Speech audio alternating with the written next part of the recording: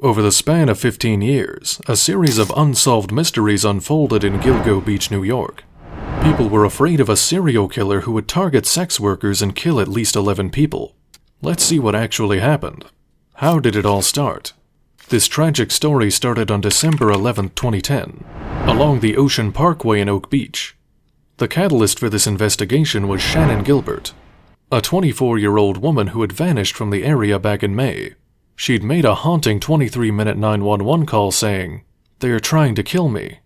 A month after Shannon's disappearance, the Suffolk County Police Department sought the help of Officer John Malia. Their mission was to find Shannon. Summer 2010 saw their initial attempts in a gated beach community where Shannon was last seen, but they came up empty-handed. Fast forward to December 11, 2010, Officer Malia decided to search close to the Parkway shoulder. His choice was backed by FBI data, which suggested that dumped bodies were often discovered near roadways. Well, a skeleton tucked away in a deteriorating burlap bag was eventually discovered. This victim was later identified as Melissa Barthélemy, and her horrific find led to the discovery of 3 more bodies during the search. Maureen Brainerd, Megan Waterman, and Amber Costello, all found within a mere 500 feet of each other. Then, in March 2011, authorities discovered partial remains of Jessica Taylor along Ocean Parkway.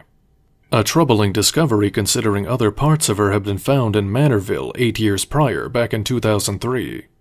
The eerie trend continued in April 2011, where 3 more sets of remains emerged: an unidentified female toddler, an unidentified Asian individual, and Valerie Mack, whose partial remains were also discovered in Manorville, but this time dating back to November 2000.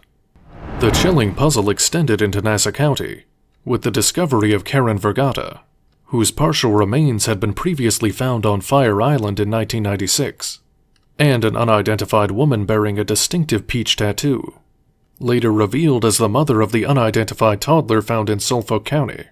By November 29, 2011, investigators had concluded that one person was responsible for all the murders, and that this perpetrator likely hailed from Long Island. In June 2011, Suffolk County Police even put a $25,000 reward on the table for information that could lead to an arrest in the Long Island murders. The FBI gets involved. On December 10, 2015, a pivotal moment in the Gilgo Beach serial killings case unfolded when Suffolk County Police Commissioner Tim Sini announced that the FBI was officially joining the investigation. James Burke, who had stepped down from his position within the department in October 2015, was alleged to have obstructed FBI involvement in the Gilgo Beach cases for an extended period. His actions raised eyebrows, as it was suggested that the FBI's participation could have been crucial in solving the mystery surrounding the serial killings. Although the FBI had previously assisted in the search for victims, their formal inclusion in the investigation was a game-changer. The plot thickened in November 2016 when James Burke faced the consequences of his actions. He was sentenced to 46 months in federal prison, not only for the charges related to assault, but also for his role in the conspiracy. A person of interest is discovered. Fast forward to September 12, 2017, when Suffolk County prosecutor Robert Biancavilla suggested that John Bitroloff, a Suffolk County resident already convicted of murdering 2 sex workers and a suspect in a 3rd case, might have a darker connection to the Gilgo Beach murders. Biancavilla hinted that Bitroloff could be linked to additional women's deaths, drawing eerie parallels between the Gilgo Beach crime scenes and Bitroloff's already known killings.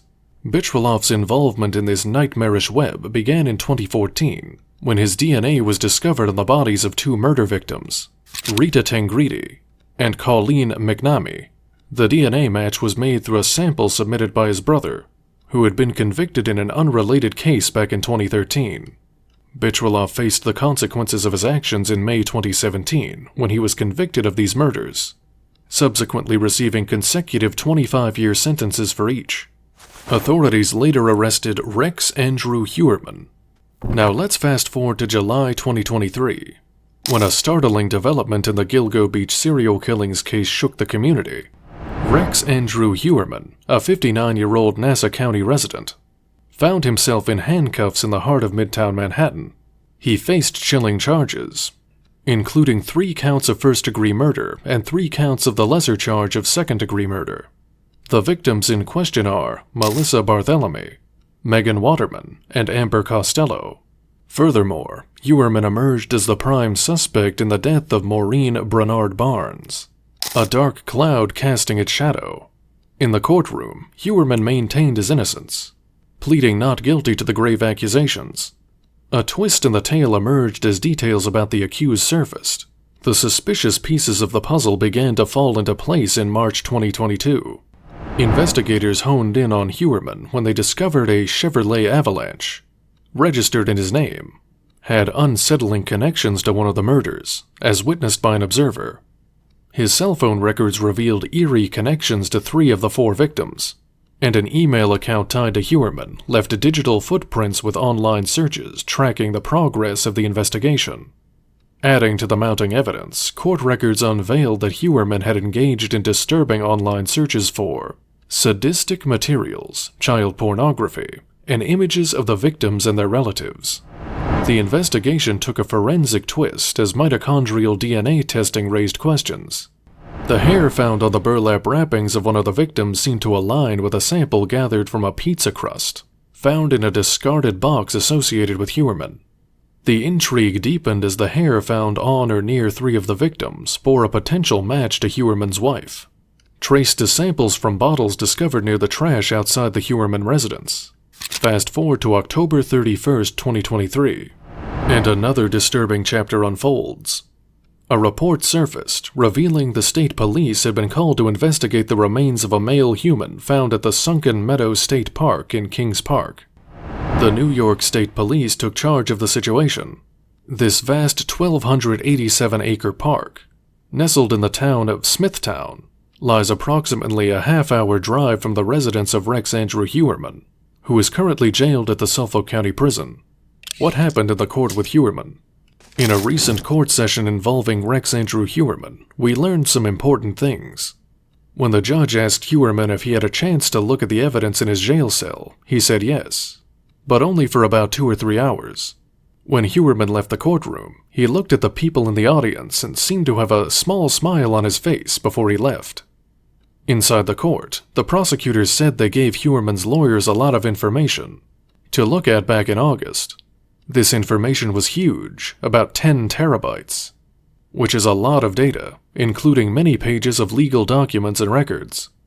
During the hearing, the prosecutors also shared more evidence, including about 5,000 pages of information related to 2 victims, details from the jury's secret meeting, police notebooks from when they searched Heuermann's home and videos.